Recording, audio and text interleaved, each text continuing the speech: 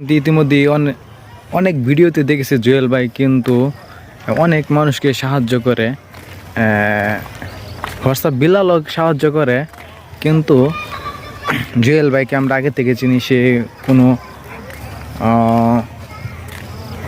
বই বিক্রি করে খায় না, সে একজন ইঞ্জিনিয়ার জুয়েল ভাই। কিন্তু হোয়াটসঅ্যাপ বিলাল একটা বইয়ের মূল্য 1000 টাকা রাখে কি কারণে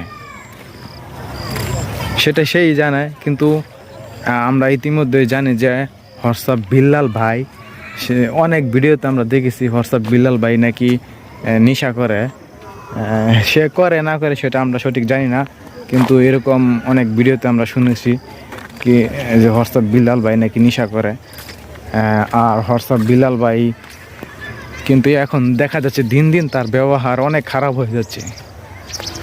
সে নিজেকে বড় অহংকারী মনে করে। সে যেভাবে কথা বলে, সে গাঁজাখোরের মতোই কথা বলে, যে ঠান্ডা মাথায় যেভাবে কথা বলে বোঝা যায় না সে গাঁজা খায়, কিন্তু তার যে